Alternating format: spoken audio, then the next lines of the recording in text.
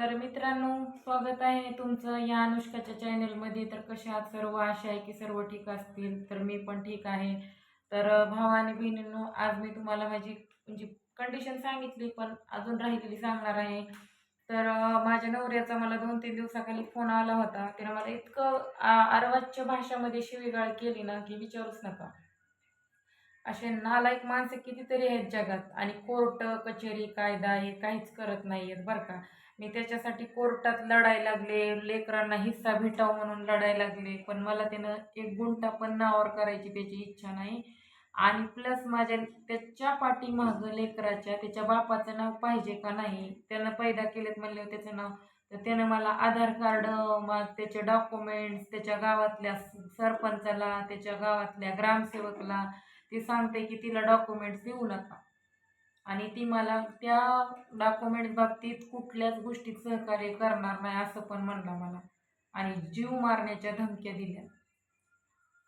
7 वर्ष झालं मी त्याच्यापासून लांब आहे, तरी बी मला जीव मारायच्या धमक्या तो माणूस देते.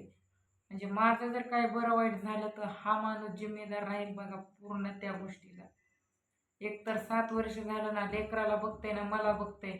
मी आपलं कसं तरी ह्याच्या त्याच्या पाया धरून जिंदगी काढायला लागले आणि ते कुत्रं माझ्या मागं लागले हातपाय धुवून. आणि कोर्टात वकील पैसे मागायला, कितकाले बी पैसे. पोट भरायचं का वकिलाची भरती करायची करायची काय करणार आहे सांगा तुम्ही? हो, करू शकते मी काही गोष्टी. जेवढं माझ्यानं होते तेवढं मी करते. लेकराचं शिक्षण करेन, त्यांना पैसा कपडा लत्ता पुरवीन, खाया प्या पुरवीन. ह्याच्या व्यतिरिक्त एकटी बाई काय करू शकते? आणि मी एवढं करत असून मला घाण घाण बोलते.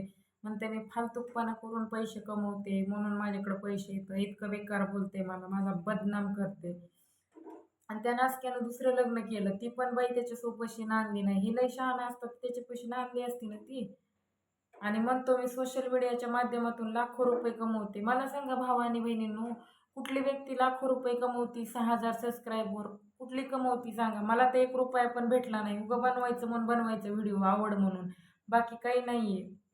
मला तर पैसे भेटले नाहीत अजून, 1ही रुपया भेटला नाही. म्हणतात पैसे भेटतात, पण मला तर काहीच माहीत भेटलं नाही ह्या यूट्यूबवर अजून. काहीच भेटलं नाही. कधी भेटेल का नाही भेटेल ती पण सांगू शकत नाही. भरपूर त्याला अडचणी आहेत. आणि तो माणूस असं म्हणतो की कायद्याच्या नियमानं मला पुडगी देता येत नाही का, तर मी यूट्यूबवर सोशल मीडियावर लाखो रुपये कमवते असं त्यानं उठवलंय. आणि इथं मला खायचे वांदेत घरात. बघा माझ्या पसारा सध्या नाही, बघा असलं आहे. गॅस सध्या नाही, छोटा गॅस आहे, एवढाच पसारा आहे माझा. असं मी जिंदगी काढायला लागले. हातराय पांघराय सध्या एवढंच आहे बघा. असा नीच माणूस आहे. काय करावं बरं अशा लोकांचं? लेकराला सहकार्य करीत नाही ती काय बाप असाव का? अहो, खाणं पिणं पैसा अडका ते लांबच राहिलं, पण एक कागदपत्री सहकार्य ते करू शकत नाही म्हणजे ते किती हरामखोर माणूस असेल विचार करा तुम्ही. पण देव त्याला कधीच माफ करणार नाही आणि आमचा आत्मा पण त्याला कधीच माफ करणार नाही. आणि लेकराचा तर त्याला तळतळ हळहळ लागेल त्याला. त्याचं कधी जिंदगीत चांगलं व्हायचं नाही. सराप आहे आमचं त्याला. आमचं हो परती कसं बी आमचं त्याच्या नादी लागून झालं वाटोळं. पण येईल माझा भी एक ना एक दिवस.